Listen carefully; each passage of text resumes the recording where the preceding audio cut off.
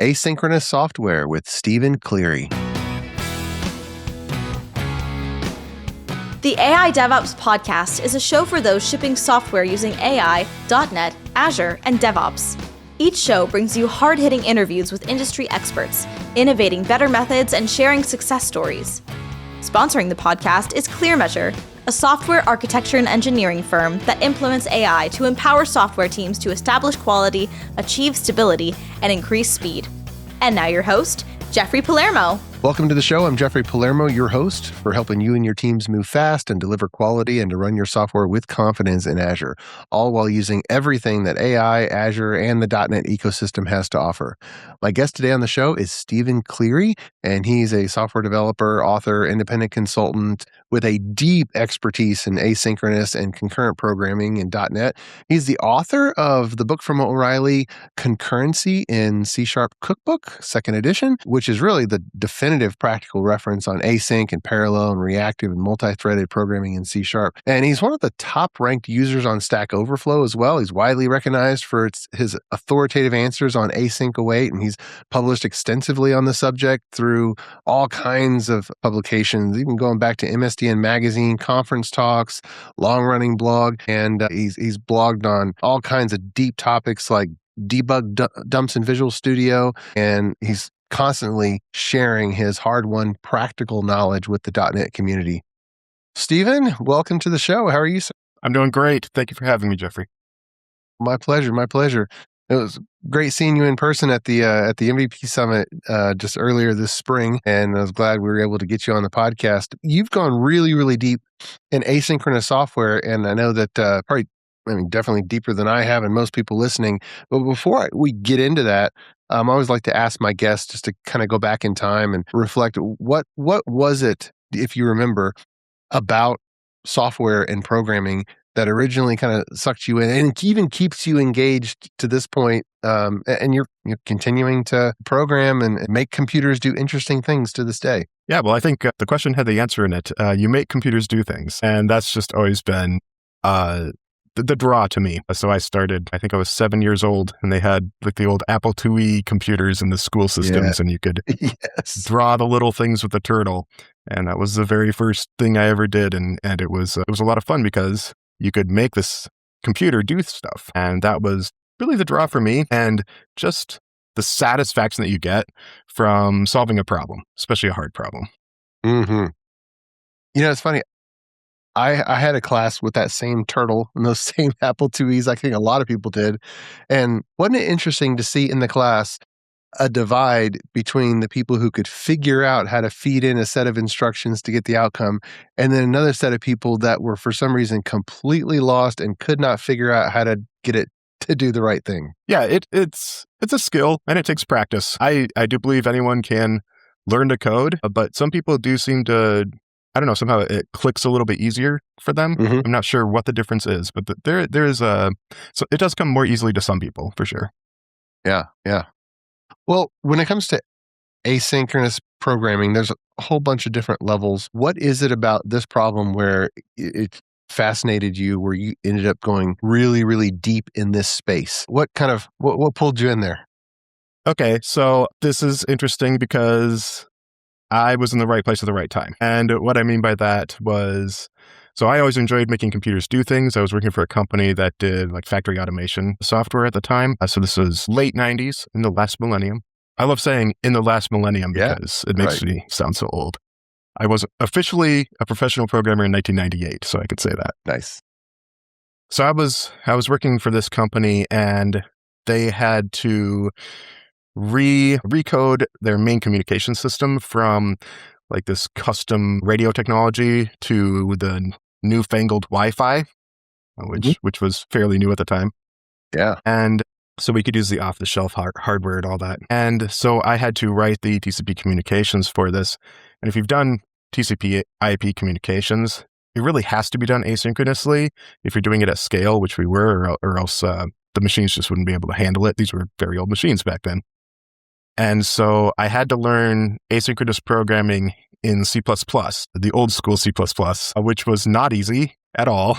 It was extremely difficult but someone at the company had to do it. And all the other developers, the more seasoned ones, were essentially not me. And so I'm the one who got stuck doing it. And that really ended up being an incredible learning experience for me, because then when async and await came out, I understood immediately like what was going on under the hood and like what the state machine looked like and all that, because I had been building those state machines myself by hand in a language that didn't even have a garbage collector in it. So it was really me having the right experience at the right time for when that came out. So I was able to take it and then explain it in a way, because I'd been working with the harder asynchronous code for some years, and I had taken my lessons learned from that and were able to apply those to async and await. Things like asynchronous code kind of drives a more functional programming style, lessons like that. Yeah. Well, speaking of async and await specifically, there's a lot of C# programmers that don't know what's going on under the hood, and of course, we have new programmers entering the field every day. When async await was the new language feature and everybody talked about it, okay, that was one thing. But for people coming in now, it's just a keyword, and it's like, oh, the compiler said I have to put that there. Okay, now it'll compile. What is going on under the covers? What is that code doing? Okay, so right now, at least, the compiler is still breaking up your code into a state machine. And that's what the async keyword does, is it breaks it up into a state machine. And then the await are the points in between the states of the state machine. So those are like the entry points, the different states it can be in. And then it can run your code and continue running your code as those awaited tasks complete. So that's an explanation of kind of what the compiler is doing. The way that I like to teach it initially and to kind of think about it is await can pause your asynchronous method. It does not pause the thread, but it pauses the method. And then the thread returns back to whatever called it. And then it's available to do other things as well. So async and await, a lot of people kind of confuse it with multithreading. Multithreading is storing more threads at a problem. Async and await is actually using fewer threads to solve the same problem. So how many of these state machines are going on? Because if I mark one method as async, it seems like every method up the call stack, it's like viral, has to have that. So now I've got all this code with methods that are marked async. How many state machines are going on there? Yeah, so there can be a lot. Oh, that's true. But there's not really a limitation to that. We're not talking about threads. If you have thousands of state machines in your application, that's totally fine. They're all small state machines. They take up a little bit of memory and that's it. They're not like a thread or any kind of other heavyweight object. So yes, you do get the viral nature of async. That is definitely something that people run into. And I termed that async all the way in my article on best practices back in the MSDN Magazine world. Okay. Long ago. And it's been described as like, turtles all the way down, or like the zombie invasion of async. But yes, it is necessary to do it correctly. You don't want to short circuit and like block on the asynchronous code. So when you say async all the way, does that mean that all of your code these days just has the async keyword every method? Okay, so that's a great question. When I say async all the way, I mean like async all the way. I would use the term up, meaning that if you have an asynchronous method, you have to call await, then you have to call await in that method. Then that method has to be async, and then its caller has to use await, and it has to be marked async, and then its caller, so on, all the way up. It doesn't mean that every method has to be asynchronous. And in fact, you don't want every method to be asynchronous. Synchronous work still has a place.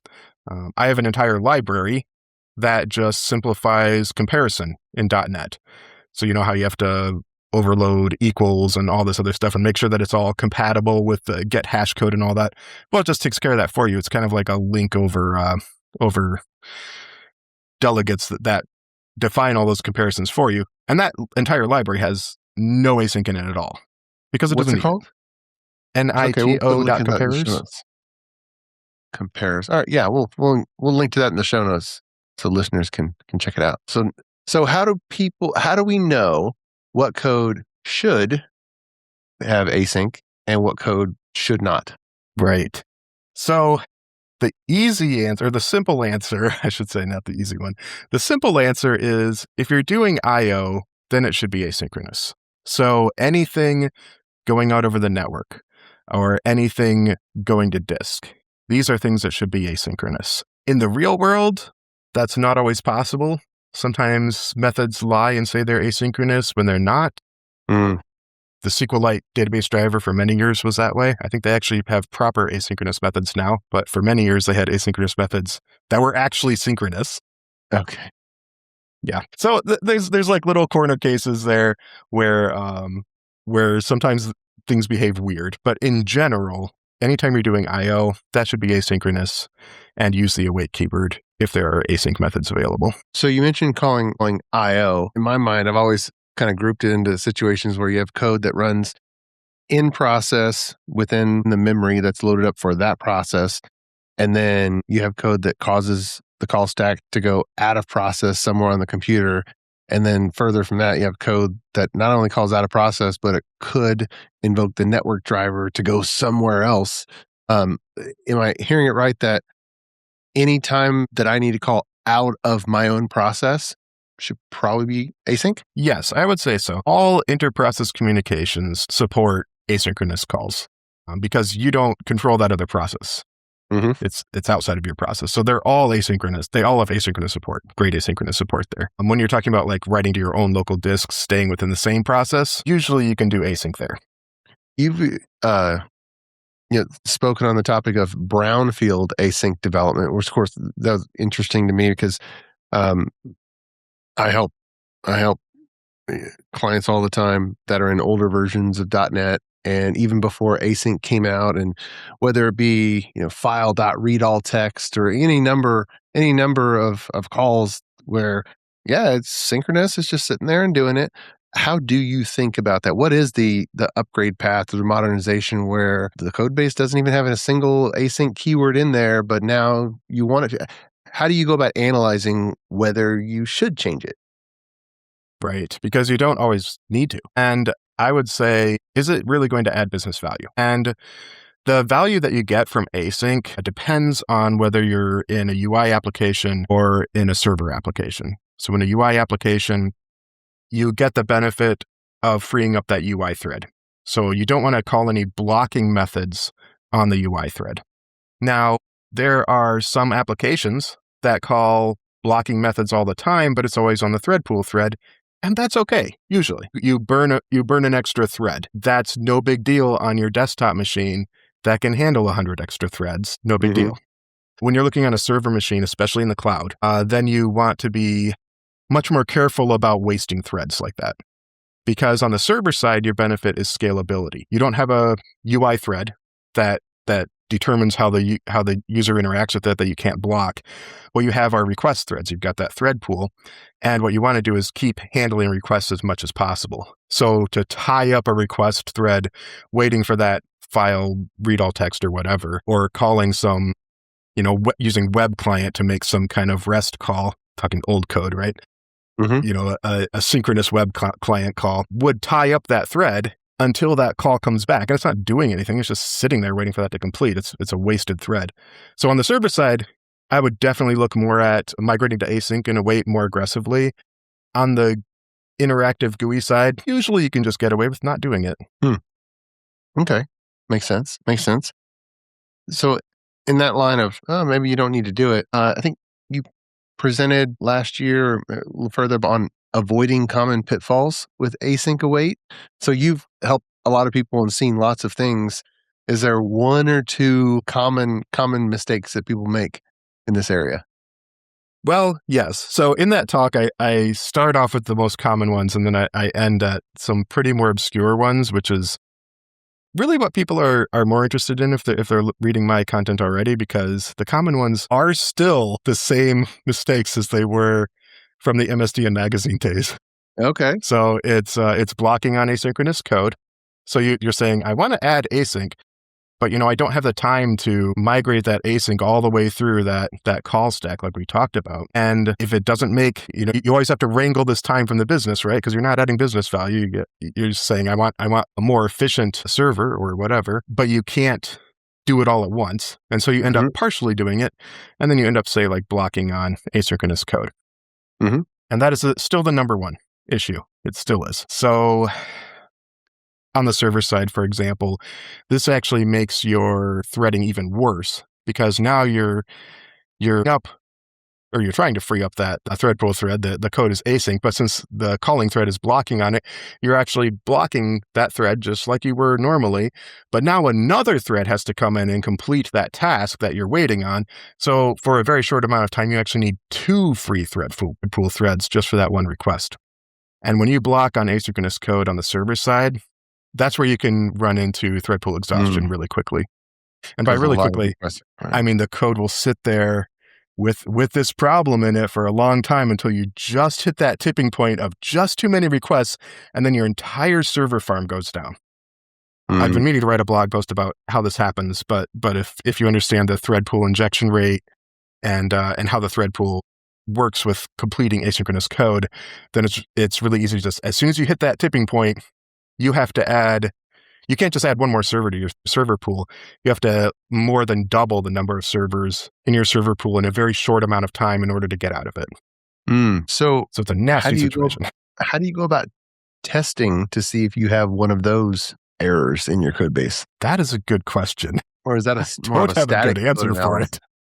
Yeah, I know some people use static code analysis for that. The only other thing you can do is load testing. Like more than what you normally have in production. High scale load testing. Yeah. Okay. So you mentioned, and you have to make sure you're hitting those code paths too during that load testing. Right. That's why it's hard. That seems like a great use case for a static code analysis rule. Yes. So pattern based.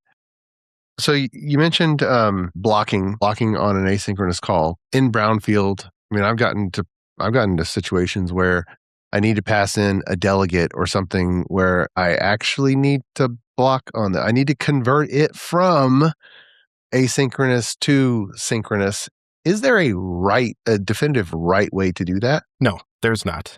And this is my most unpopular answer on Stack Overflow because I will not budge on that answer. There's not a definite way to do that.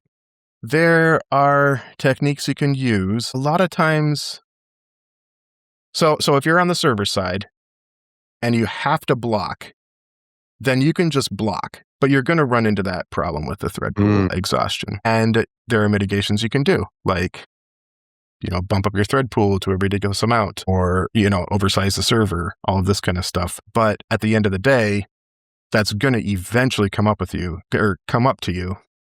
It's going to eventually catch up with you because you're going to eventually have too much traffic and it's going to tip over. Okay. So on the server side, no. If you're talking like a GUI application, then yes, you can throw some code into a task.run or something and await it. That's a pretty common pattern. There's another answer on Stack Overflow, which is my least favorite answer on all of Stack Overflow, but someday maybe I'll talk more about it. But essentially the idea is that you set up a nested message loop. So this is GUI side only. This is GUI message loop. And you set up a nested message loop and you're pumping messages until that task completes inside of it. And I really don't like that because it causes reentrancy issues. And people who haven't experienced reentrancy issues aren't aware of that danger. And that saves you from reentrancy everywhere. So purposefully reintroducing it, I think is a big mistake that would also come back to bite you later. Gotcha. So at some point, there's some method somewhere at the very top that starts the async code. Even if it's like public static void main, right? I've got, or program.cs, or is .NET invoking my top level method with async in the first place now? So actually in modern .NET, if you're talking about modern console apps, including Win32 services or ASP.NET applications, they do support async task main. Async task main. So you've got the program main being an async task method. So it is actually async all the way up, but the way that that's actually implemented is it just calls that method and then blocks on it. And that's fine because it's just one thread for the entire lifetime of the program. Okay. All right. So in an EXE, by definition, it is single threaded. So the blocking is not the same as when you're on a web server, which inherently is multi-threaded, right? Yes, that's correct. Yes. On Windows, at least, I'm not sure about Linux, but on Windows, your thread 0, your main thread, is special. So as soon as that thread exits, the application exits. So you can't actually yield that thread back to the OS. The OS is not async. So you have to keep that thread alive, and they just keep it alive by blocking on that one task. So that one main thread becomes like its only job is just to wait for everything else in that application to complete. Gotcha. Okay.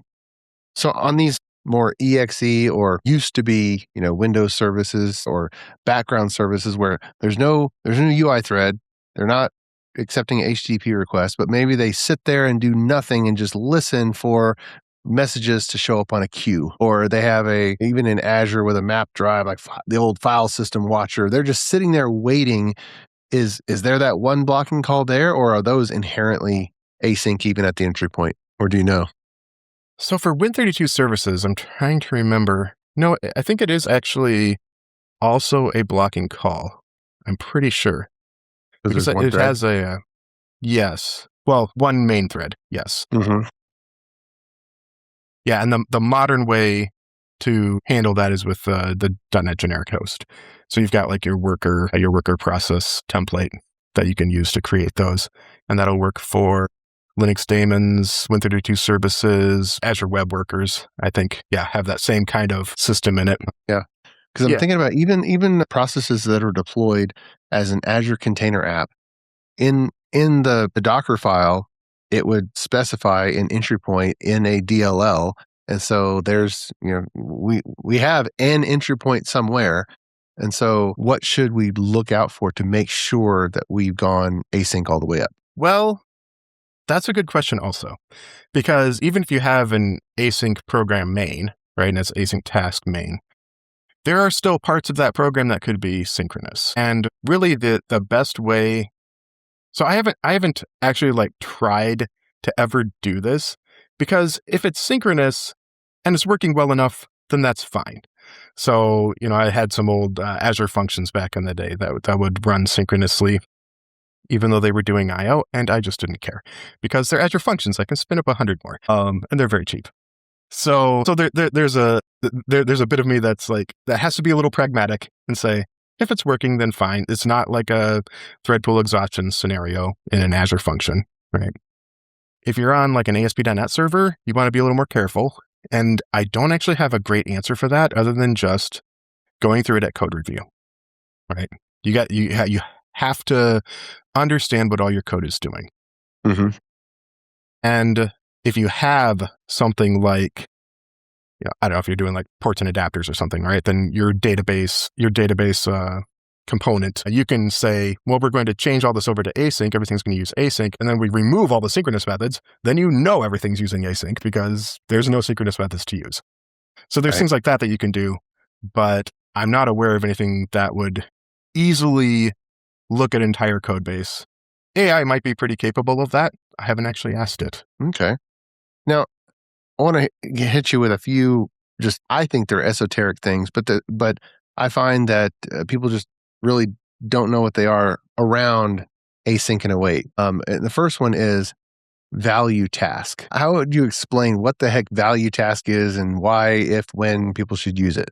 So value task is a lighter weight version of task. So it's a value type, hence the name value task. There are some restrictions with it. Essentially, you can only consume it once. That's the main thing. That's the main restriction with it. So if you await a value task, then you don't want to await that same value task again. If you have to do that, if that's in your code, then you have to restructure your code so that doesn't happen. Are objects, they exist on the heap. Well, tasks. So the benefit you get from value tasks is especially if you have like asynchronous code in a really hot path, you want to avoid that allocation, then you would use a value task. And there's even ways you could put an attribute on it to just say, I want the runtime to pool these value tasks for me so they can be reused and get even more efficient.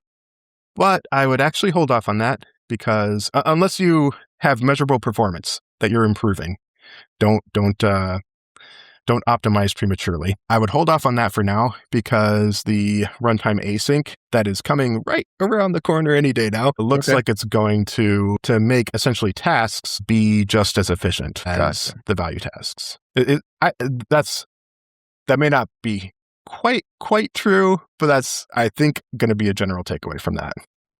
Okay, so value task is something that we never use unless we really have a reason and we've tested and measured and know why we need to now use it. I would say yes, probably, with some hesitation, right? And you can't say It yes all depends the on your time. context too, right? Like Well, they're used all the time in. Sorry. That's one of those things in the documentation that I've read about, but in my own code, it's like, well, I've never used it in my own code. I've never had a need where I thought, oh, I'm going to use value task, but it's in there. Yeah. So I don't usually use it. I usually use task, but it depends on exactly what you're doing. Like the Redis client, for example, in C# uses value task very heavily, and it's by Mark Gravel. He understands async stuff very thoroughly. He is very comfortable using value task. Yeah. And if you're doing like super, super fast Redis lookups, then, all the time, then value task is probably useful there. Yeah. In my own library, I've got like asynchronous coordination primitives, so like an async lock and that kind of thing, that most of the time when people take them, they're not actually locked. So in order to lock that asynchronous lock, we're allocating a task and throwing it away. So I've given a lot of thought thinking, this is a place where value task probably should be used. I just haven't sat down and done it yet. Gotcha. Okay. Here's another one where a compiler kind of suggested or ReSharper will automatically put it in. How do you explain what the underscore discard is? How do I explain it? Well, let's see. I mean, why is it needed? We're having, underscore equals, some method call async. Okay, that kind of discard. Right. So you've got a discard. Maybe I'm calling it the wrong thing. No, that's correct. I wasn't putting it together with the async method in it. So yeah, the discard means you are telling the compiler you're deliberately taking this value and throwing it away. But you still want the compiler to actually like keep that value, to call that method, right? So when you're doing like an underscore equals some method async, what you're doing is you are taking the task that's returned from that asynchronous method and you're throwing it away. Now, this is one form of fire and forget. And speaking of dangerous pitfalls in the async world, that would be number 2. Number 1 was blocking on asynchronous code. Number 2 is fire and forget. There's several different forms of fire and forget, and they all have their issues and their problems. So anytime I see underscore equals something async, it's a red flag in my mind, and I have to go look at that. And this is hilarious because I was doing a PR review for a colleague this morning, and the AI generated code did an underscore equals whatever async discard. And in that specific case, it was okay. It was not going to cause any issues. But I spent 10 minutes looking at that PR, making absolutely sure that was the right thing to do. Or at least not the wrong thing to do. I would have done it a little differently, but at least it wasn't wrong. So anytime you see that, it's a red flag. You got to take a little closer look at that and make sure that, yes, I want to ignore exceptions from this. Yes, I'm fine if this code never completes and my code will still work no matter how long this takes. It never has to know that it's done. These are the questions that come up with fire and forget that sometimes developers don't really think about when they're writing the code and just trying to get it to compile. And then they're not thinking about, okay, if I have to shut down my application, is it okay that this task just disappears and this work doesn't get done? Is that okay? Mm-hmm. Sometimes it is. Usually it's not. So if I just called the method and I didn't do underscore equals, if I just called the method and leave it there, does it literally not get invoked? Oh, no, it gets invoked. So every async method starts executing synchronously. And so people will find this surprising that, it doesn't kick off a new thread on the thread pool or anything like that. It just invokes a method just like any other method. And then that state machine and that async method will take care of constructing the task object for you and returning it. And that task object just represents the execution of that method. So if the method throws an exception, the task faults. If the method returns a value, then the task completes with that value. And what the discard is doing, the underscore, is it's saying, I'm calling this method, it's going to start executing. As soon as it hits an await, it's going to return me back that task, and I'm just going to throw this task away. I don't care anything about the results of this method. I don't care if it throws or anything. That's what that discard is doing. Is that functionally equivalent to, say, giving it a variable name and then just not doing anything with the variable? Yes. Yeah, that's exactly what the discard does. Okay. I like the way you explain it, returning back a task, that it represents the method call. It doesn't represent what the method is returning, which I guess is appropriate because task it's kind of a noun, but it represents a verb. It is the method call. And that's kind of why you can ask it, hey, are you done yet? Or, Yep. Or wait for it to complete. Yep. Which now what you said is we never want to actually do that in our own code. We want to let we want to await, but we don't want to wait. Yes. Yeah. We never want to say task dot, right? Let's see. Well, there's configure await on the task. Trying to think if there's anything else I normally use off of task. Probably not. I have a whole blog series where I go into, here's all the methods and members of task that you should not use, because a lot of people aren't aware of this. A task type actually existed before async and await was added to the language. And so It's got like all this stuff on it that you really shouldn't use. Okay. Awesome. Well, we've talked about so far as we kind of close up asynchronous programming within our own piece of software. But then there's, like you mentioned, deploying multiple things as Azure functions, where by definition, they're running in their own process, in their own little memory space.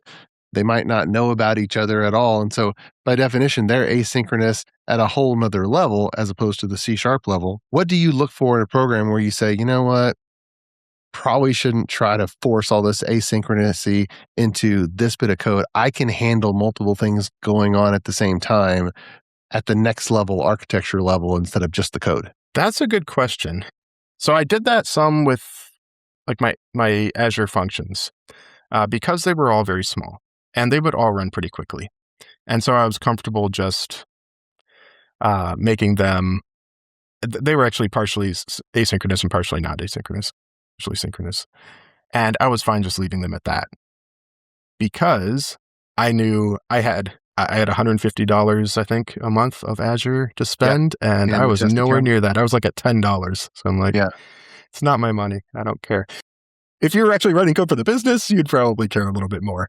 But I was doing fine there. But yeah, and in a general sense, I tend to push async more on the server side. So my former employer, I was part of a team that was responsible for like 50 microservices, right? Just huge deployments all the time. And we were always making stuff more asynchronous. And it was a huge legacy code base, actually from the 90s originally. The successful code parts. And so, and we were just always constantly like making it a little more asynchronous and it would work a little bit better and it'll be a little more efficient. But it was just a continuous process because you're never given enough time to clean everything up and you just have to pick your battles there. Yeah. So there were some things where we did over provision and we were able to, we would monitor our dashboards and things and identify, okay, here's what we're going to tackle next month, right? With our Friday afternoons or whatever we had. Yeah. Nice. Well, Stephen, thanks so much for coming on the podcast and having a chat with me about asynchronous programming. We'll include everything we talked about in the show notes and point people to your sites and to your book and whatnot. But this was fascinating for me. Thanks for coming on. Well, thank you again for having me, Jeffrey. Oh, my pleasure. And until next time, dear listener, keep shipping. You've been listening to the AI DevOps podcast. You can find us on YouTube, Apple Podcasts, Google Play, and everywhere else. Visit our sponsor, ClearMeasure, at clearmeasure.com. And on behalf of your host, Jeffrey Palermo, thanks for listening, and may God bless you.